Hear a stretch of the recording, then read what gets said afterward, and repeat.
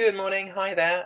This is our next lesson on the Billy Goats Gruff, and today we're going to be looking at creating suspense in our writing, because I've been thinking about the story of the Billy Goats Gruff, and at the beginning I said the plot was about a basic wish plot, where the goat wishes for something, comes up against something that will stop him from getting his wish, and then gets his wish in some way, shape, or form. But I was thinking about it a little bit today, and it's a bit of a suspense story, and it's a little bit of a horror story.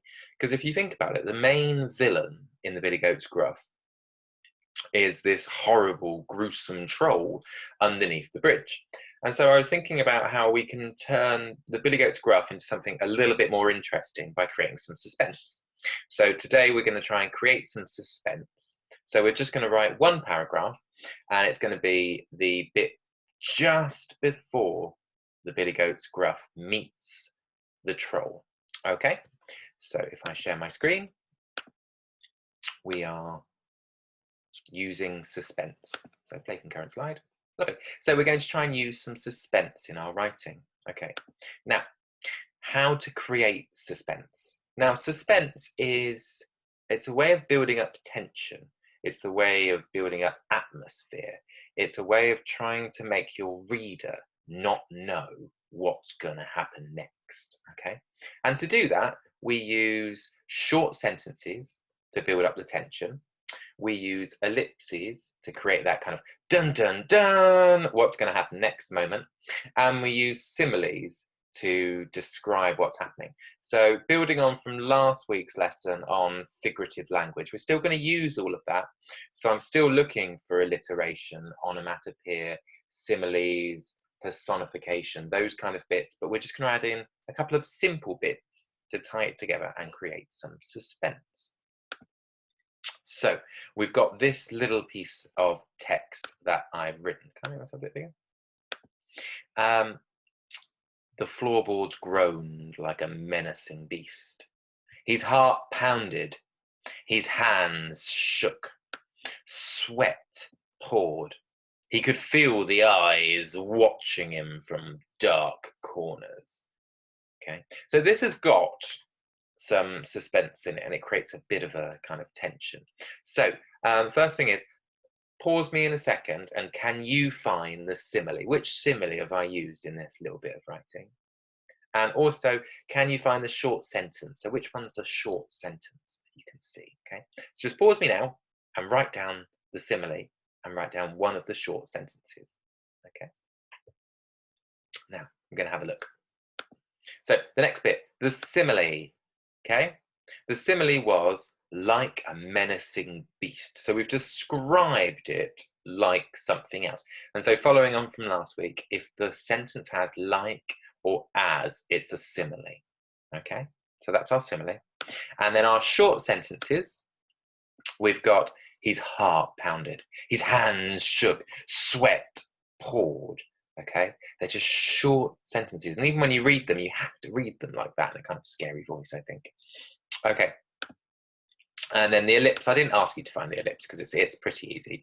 Eyes watched him from dark corners. Dun dun dun. What's going to happen next? Okay, are the eyes going to turn out to be some kind of gruesome monster, or just a tiny mouse? Who knows? Okay, and that's the point. Right. So what we're going to be thinking about is there something hidden in the darkness? Now, in our story, the Billy Goats Gruff, there is something hidden underneath the bridge, okay? And we don't want to tell our reader who it is yet, okay? And also, going back to our first lesson, using powerful verbs like crept, whispered, raced, okay? Because these add a bit of atmosphere. So, where are we so far? This was the opening of my story from last week, so we'll carry on with this just for a second. So, once upon a crisp May morning, in a bleak field of thistles, lived a family of goats called Gruff. Wilf, the smallest brother, was complaining as always. Oh, I'm bored of chewing thistles like a lazy guinea pig. I wish I could eat something different, he grumbled. Just then a breeze sprung up, and with a gentle whoosh, the fragrance of fresh, juicy grass floated across the river and tickled the young Billy Goat's nose. And I've just written this little transition bit. Wilf decided in a moment of bravery to risk everything. He had to cross the enchanted bridge with trepidation. Trepidation means with anxiety. We don't know what's going to happen next. With trepidation, he trotted up to the bridge. He looked left. He looked right. No one was there. He was completely alone. Maybe the tales of the troll were just a myth. Yeah, just made up stories to scare young goats, he thought. Okay. So we've got to the bridge. Now, we're going to start from there and have a think about what comes next. Okay? So, let's have a look. So we need to get to the bridge. So he's completely alone. He's trotted up to the bridge, right? So, here we go. He looked down at the fast running water, okay?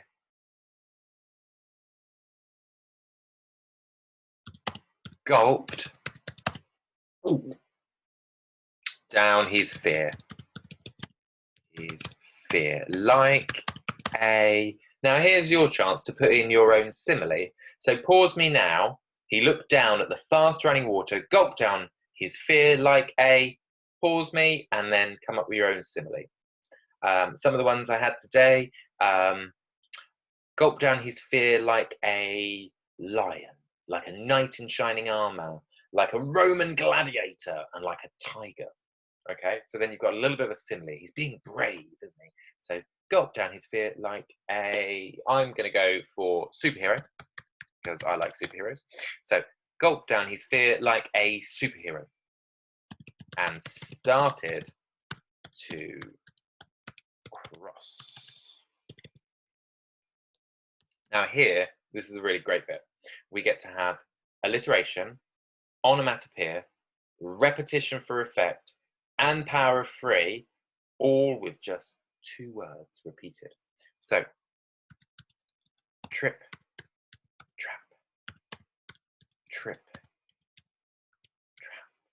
Okay, and the great thing about this is not only do you get all of those things, but you get a little bit of a clue, because the last word, trip, trap, our hero, our goat, is just walking into a trap.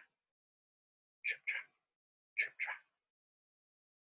His hooves echoed across the bridge. Can you see? Still no monster. Building up the tension. Trip, trap, trip, trap. His hooves echoed across the bridge.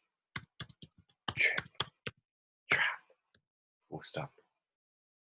Creak. He started to sweat. Now, short sentence there. He started to sweat. Sorry, no capital letter. Suddenly.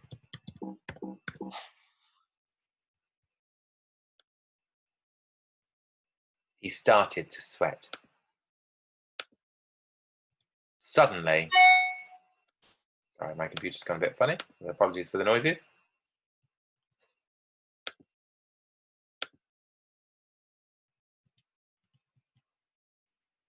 Right. Eraser. Let's get rid of that bit. Oh no. Don't do that.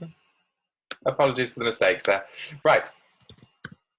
Suddenly, comma. Now this is your point, so pause me again and come up with what happens suddenly. Right. I'm going to use one of the ones from this morning. Suddenly, a snort. Oh no, let's get something else in that. A sinister snort came from below. Hand. Oh, no, not just a hand. A gruesome hand appeared at the edge of the bridge. Right.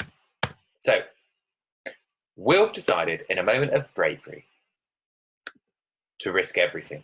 He had to cross the enchanted bridge. With trepidation, he trotted up to the bridge. He looked left. He looked right. No one was there. He was completely alone. Maybe the tales of the troll were myths. Yeah, just made up stories to scare young goats. He looked down at the fast running water, gulped down his fear like a superhero, and started to cross. Trip trap, trip trap. His hooves echoed across the bridge. Trip trap. Creak! He started to sweat. Suddenly, a sinister snort came from below, and a gruesome hand appeared at the edge of the bridge. Okay? So this is the kind of thing I'm looking for today. I don't want the troll yet. We'll do that tomorrow.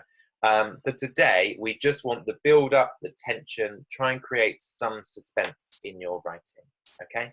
And I really look forward to reading it. So apologies for the distractions in that video. I hope you have a lovely day. I hope you have a lovely time writing this, and I would, as always, love to read them. So thank you very much, everyone. Bye-bye.